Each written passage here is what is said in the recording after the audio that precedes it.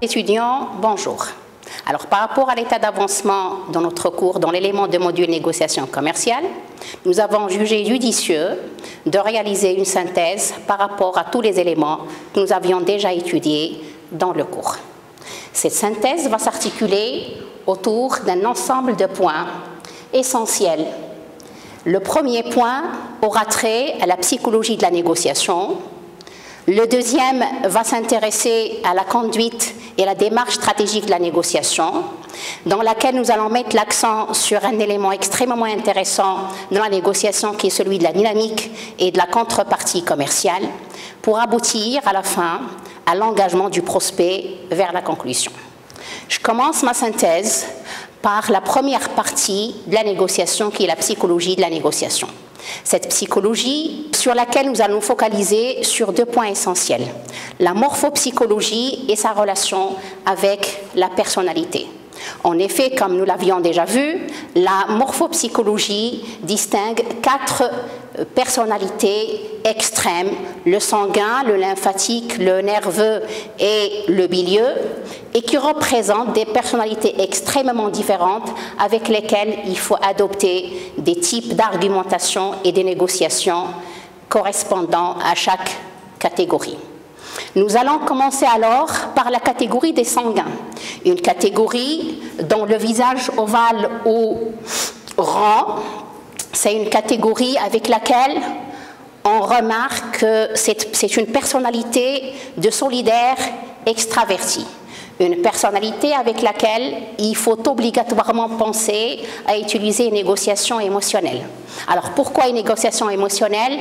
Parce que c'est un être social, c'est un être motivé par la sympathie et donc il faut toucher son cœur pour pouvoir le convaincre. On passe maintenant à la deuxième catégorie morphopsychologique et sa relation avec les traits de personnalité. C'est un être au visage carré rétracté.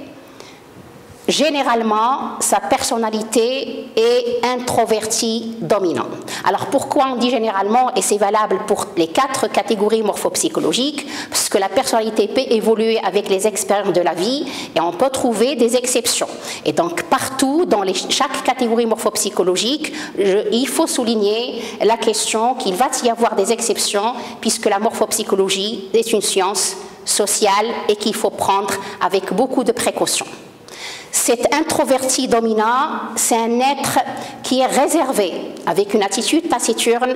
La meilleure façon de pouvoir s'entretenir avec lui en négociation, c'est d'adopter une négociation pratique et précise dans laquelle le calcul, les démonstrations, les essais, les témoignages sont de mise. On passe à la 3e et à la 4e catégorie morphopsychologique et je commence par la catégorie morphopsychologique des nerveux qui sont généralement des extravertis dominants. Alors, nerveux, qui sont des êtres avec un sentiment de supériorité par rapport aux autres, qui veulent toujours avoir raison, il faut alors utiliser avec eux une négociation originale. Alors, pourquoi originale? Parce que ce sont des anticonformistes, veulent toujours être distingués par rapport aux autres, sont motivés par l'orgueil, et donc la négociation doit être originale pour pouvoir leur donner une valeur par rapport à leur égocentrisme. Dernière catégorie morphopsychologique, c'est la catégorie des lymphatiques. Cette catégorie de lymphatiques est généralement une personnalité introvertie solidaire. Introvertis solidaires, donc il faut les sécuriser. Ils ont un problème d'insécurité intérieure, ce sont des indécis et donc la négociation doit être de type sécurisante. Ce qu'on doit comprendre à partir de ce rapprochement, qui est un petit peu limité par rapport à la synthèse que nous avons prévue aujourd'hui, c'est que le commercial, le négociateur, doit s'adapter par rapport à chaque catégorie morphopsychologique, par rapport à chaque typologie de personnalité, et donc cette adaptation doit apparaître dans son plan de progression, dans la conduite de négociation, et c'est ce qu'on va voir dans les présentations qui vont suivre. Le plan de progression que doit prévoir le négociateur va tourner autour de 5 ou 6 étapes et généralement la première étape obligatoire au succès de tout entretien de négociation, c'est la phase de la pré-approche. Une phase dans laquelle on se base sur la recherche d'informations que nous allons détailler dans les présentations suivantes. La deuxième étape, qui commence par la prise de contact et la découverte du prospect, va servir à créer la bonne impression au début de l'entretien, qui est base de tout terrain de confiance entre toutes les parties à la négociation, et la confiance, le terrain de la confiance et l'empathie, qui sont deux principes fondamentaux à tout acte de vente. Viendrait ensuite la phase de l'exploration. C'est une découverte profonde de tous les besoins, les motivations, la personnalité du prospect et donc de notre interlocuteur à la négociation, et qui va nous permettre de susciter l'intérêt et d'attirer son attention. Donc, pendant cette étape-là, le commercial, le négociateur doit veiller à analyser la situation grâce au questionnement, à l'observation et également l'écoute active. Ces 4 phases de début vont nous permettre alors de passer à une 4e, ou plutôt à une 5e phase, selon notre avancement dans l'entretien de négociation, à la phase de démonstration. Cette phase de démonstration dans laquelle on doit prouver que notre produit est meilleur, que notre produit va apporter des bénéfices aux consommateurs, que notre produit va générer des bénéfices, et donc on doit préparer notre argumentation et on doit être capable de répondre à toutes les objections grâce aux tactiques de réfutation. Toutes ces démarches stratégiques vont pouvoir alors aider le négociateur à la fin de l'entretien de négociation à conclure et à prendre congé de son entretien. Je vais commencer alors par développer et détailler le contenu de chaque phase dans la démarche stratégique négociation. La première phase de cette démarche consiste alors en la préparation de l'entretien. Une phase de laquelle tient l'entretien de vente tout son succès. Et on peut dire, dans la majorité des cas, que le succès d'un entretien de vente peut aller jusqu'à 90% qui la tient au niveau de la préparation. Pourquoi? Parce que lorsqu'on parle de négociation, on est en train de parler de pouvoirs différents. On est en train de parler de 2 volontés protagonistes. Et donc, pour pouvoir aplatir le différent et arriver alors au terrain d'entente, il faut disposer du maximum d'informations possible.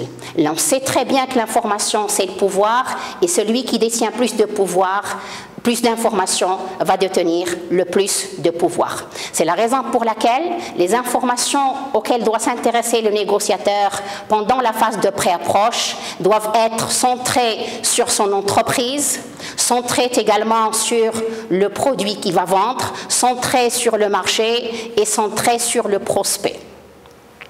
Cette phase de préparation permet également de préparer un plan de progression. Un plan de progression qui commence par attirer l'attention du négociateur acheteur. Elle permet également de susciter son intérêt et pouvoir créer le désir d'acquérir le produit ou service de l'entreprise que représente le commercial. Cette phase également va permettre d'élaborer un argumentaire, un document essentiel pour pouvoir mener à bien la phase de l'argumentation une fois devant notre prospect. Et donc les argumentaires vont changer selon la nature et la catégorie du client que l'on va rencontrer. Lorsqu'il s'agit de particuliers, l'argumentaire, comme nous l'avions déjà vu, serait un argumentaire sans casse qui va se baser sur les motivations des particuliers, sur les motivations des personnes. Pourquoi est-ce qu'on l'appelle sans casse? Parce qu'il tient ce nom des différentes motivations des particuliers, notamment la sécurité, l'orgueil, la nouveauté, le confort, l'argent ou encore la sympathie. Ces motivations qui sont entièrement différentes lorsque notre prospect est un professionnel. Lorsque le prospect est un professionnel, on s'intéresse à des motivations beaucoup plus restreintes, mais centrées sur l'intérêt et la sécurité. Et donc, on va parler d'une motivation, concentrer notre argumentaire sur la motivation que l'on va retrouver auprès de tout professionnel, parce que ces achats sont un investissement et l'investissement doit permettre de générer des bénéfices. Et donc, lorsque le commercial crée son argumentaire au moment de la pré-approche, il doit penser obligatoirement à préparer et à calculer quels sont les bénéfices qui vont être générés issus du produit ou du service à représenter auprès du prospect. Mais le retour sur investissement n'est pas le seul mobile des professionnels. Ils peuvent également motiver par la sécurité ou par la nouveauté en performance. Dans la quête toujours de positionnement ou de meilleur positionnement par rapport à la concurrence, les entreprises veillent à ce que les performances d'aujourd'hui soient meilleures que leurs performances d'hier. Et donc, lorsque le commercial conçoit son argumentaire, il doit également le bâtir en misant sur la nouveauté en performance et sur la sécurité dans la production. Cet argumentaire va être investi au moment de l'entretien de négociation. Alors, comment est-ce qu'on va l'investir?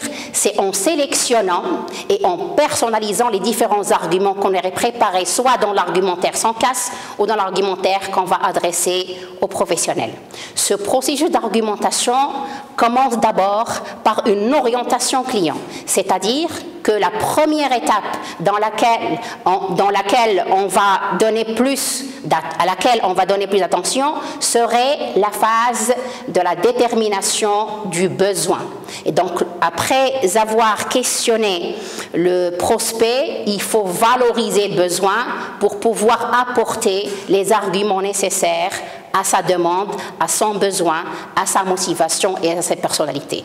Et donc, dans le processus d'argumentation, on commence par valoriser les besoins, par argumenter, et donc dans l'argumentation, on ne va pas utiliser tous les arguments qui ont été préparés au cours de la pré-approche, mais on va sélectionner les arguments qui correspondent à la morphologie, à la personnalité, au mobile d'achat, et également à la situation actuelle du client, et puis après, il faut les personnaliser. Parce qu'on ne peut convaincre la personne, l'entreprise, que par rapport à ses propres arguments, par rapport à ses propres besoins. Après avoir présenté les arguments, il faut obligatoirement penser à contrôler la portée de l'argument.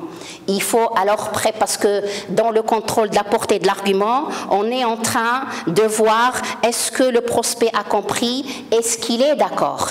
Cette recherche de l'approbation va nous permettre à plusieurs reprises de préparer psychologiquement le terrain de la conclusion que l'on verra après. Après avoir présenté tous les arguments ou les arguments personnalisés et les avoir contrôlés, il faut reformuler les avantages acceptés. Ce sont les petits accords de départ qui vont nous conduire à l'accord final qui est la conclusion. Dans cette démarche, on va prendre en considération l'attitude du client, puisque l'attitude n'est pas toujours la même selon la nature du prospect que l'on va rencontrer.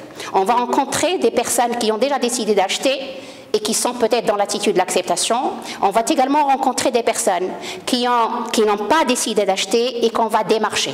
Et donc, on va distinguer la démarche de vente et de négociation selon les deux attitudes de la clientèle. Selon l'attitude d'acceptation et également selon l'attitude de la non-acceptation lorsqu'on prospecte nous-mêmes un client qui n'avait pas décidé au préalable d'un achat déterminé. Lorsqu'on est dans l'attitude d'acceptation et donc le client a déjà décidé d'un achat déterminé, soit qu'il utilise la surenchère ou également l'hésitation, on pense à utiliser une vente ajustée. Alors pourquoi est-ce qu'on dit ajuster? Parce que ça va nous permettre d'adapter notre offre, notre service à la demande, aux besoins et à la motivation de ce prospect-là. Cette démarche va s'articuler autour de 4 étapes essentielles. Ces 4 étapes, qu'on appelle également les 4 C, c'est-à-dire il faut connaître la personne, il faut connaître l'entreprise du prospect, il faut connaître ses besoins, il faut connaître ses motivations, après avoir bien sûr réalisé la prise de contact, et puis après argumenter. Et là, lorsqu'on argumente, on va essayer de convaincre grâce aux arguments que nous avions déjà préparés, grâce également à la personnalisation et au contrôle des arguments. Lorsqu'on est dans l'attitude de la non-acceptation, c'est-à-dire que le prospect, soit qu'il va adopter une attitude d'esquive, d'indifférence ou même de refus, la méthode qu'on va utiliser serait plutôt une vente persuasive. Une vente persuasive qui est beaucoup plus délicate que la vente ajustée et qui va demander de la part du commercial un investissement beaucoup plus élaboré. Pourquoi? Parce que la technique est beaucoup plus longue, elle peut durer des semaines, peut durer parfois plusieurs années lorsque l'investissement est lourd.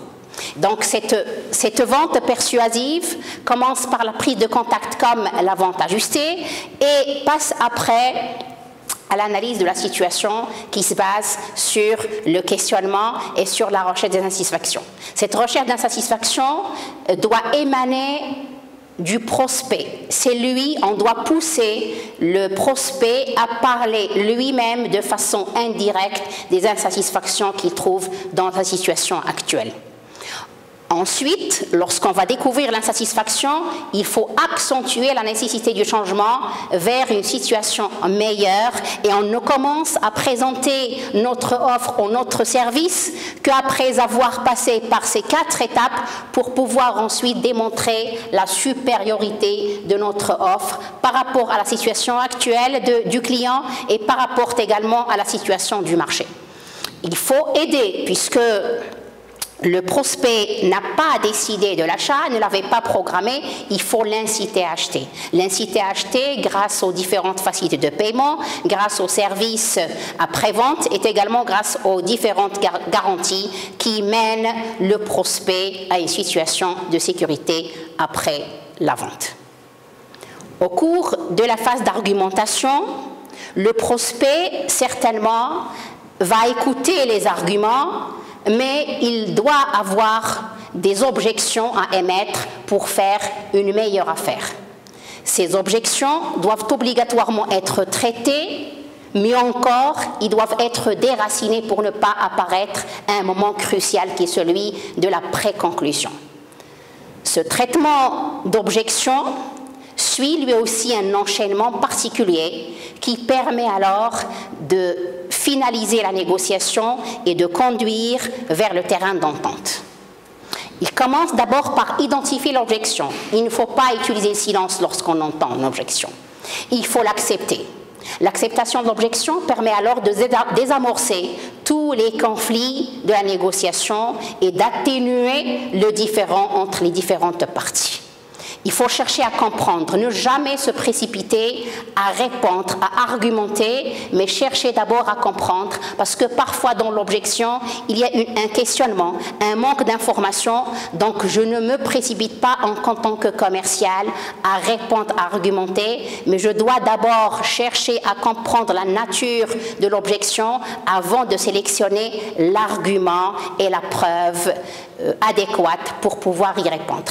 Parce que les objections des prospects ne sont pas toujours toutes sincères. Elles peuvent être uniquement des prétextes pour pouvoir esquiver à la sollicitation du commercial. Elles peuvent être également sincères, mais qui ne sont pas fondées. Comme elles peuvent être de vraies objections qu'il faut soulever. Et donc, après avoir eu l'information complète grâce au questionnement, il faut traiter et personnaliser l'objection ou la réponse à l'objection pour pouvoir pousser la personne au terrain de l'entente. Après avoir réaliser ce processus, le commercial doit penser également, comme on l'avait déjà vu dans le processus d'argumentation, dans le traitement des objections, il doit toujours penser à contrôler. Ça permet alors de créer psychologiquement ces petits terrains d'entente qui rendent le climat beaucoup plus positif et qui facilitent le passage vers l'accord final. Et on arrive maintenant à l'objection extrêmement intéressante de tout entretien de négociation commerciale, c'est l'objection du prix. Donc, pour pouvoir traiter un prix, il ne faut jamais le traiter de façon prématurée, même si le client le demande. Pourquoi? C'est pour pouvoir donner au prix la valeur au produit. Et donc, on doit prendre l'initiative de parler du prix en fin d'argumentation et pour pouvoir le transmettre avec fierté et également calmement. Et même si le client le demande, il faut retenir la question et la traiter au moment où c'est beaucoup plus important de le faire parce que le prix va dépendre d'autres éléments négociables auparavant. Lorsqu'on cherche le terrain de l'entente, il faut obligatoirement penser à la concession. La concession, c'est le nerf de la négociation. Mais si on donne des concessions sans demander de contrepartie, on va verser vers une négociation perdant-gagnant. Raison pour laquelle, lorsqu'on pense à céder au moment d'un entretien de négociation, il faut obligatoirement penser à demander la contrepartie et ne pas se sentir intimidé parce que c'est la règle de base du commerce. Le commerce est basé sur la contrepartie. Ça permet également de préserver la relation ou la rentabilité de la relation d'affaires. Cette contrepartie permet aussi d'avoir certains avantages. Le moment le plus opportun pour pouvoir demander une faveur du prospect, c'est le moment où lui nous demande par exemple une réduction sur le prix, un transport gratuit. C'est le moment où l'on peut également demander un effort supplémentaire de la part du prospect. Si on donne des concessions sans demander de contrepartie, le prospect ne va pas se laisser en demander davantage. Et donc la technique de la contrepartie ou la dynamique de la contrepartie permet de limiter l'appétit du prospect. Elle permet également à changer la nature de la négociation. C'est-à-dire qu'au début de la négociation, sur le plan stratégique, le commercial commence par les points négociables les plus minces à soulever, les plus faciles, ce qui permet de créer ce terrain de confiance et positif de départ qui va pousser également l'autre partie à faire de même. Mais en avançant dans la négociation, il faut penser à demander la contrepartie pour passer d'une négociation perdant-gagnant vers une négociation gagnant-gagnant. Tous les éléments et toute la démarche stratégique que nous venons de voir jusqu'à ces diapositives nous permet alors de créer ces terrains d'entente qui va permettre au commercial de prendre l'initiative de la conclusion. Et je précise ici, la question de l'initiative de la conclusion doit être celle du commercial. Parce que le temps, c'est l'ami de l'acheteur, mais l'ennemi du vendeur. Au moment où le commercial va observer ou entendre les signaux d'achat, il doit penser à engager le prospect vers la conclusion. Et donc, dès qu'on remarque les signaux d'achat verbaux ou non verbaux, il faut poser une question de balayage qui va engager le client vers la conclusion, récapituler les points d'accord et conclure pour prendre congé. À l'issue de cette présentation, je tiens à rappeler, à souligner que la négociation, c'est l'art de faire la paix pour pouvoir essayer de paralyser les facultés défensives du prospect et le conduire là où l'on souhaite. À la prochaine.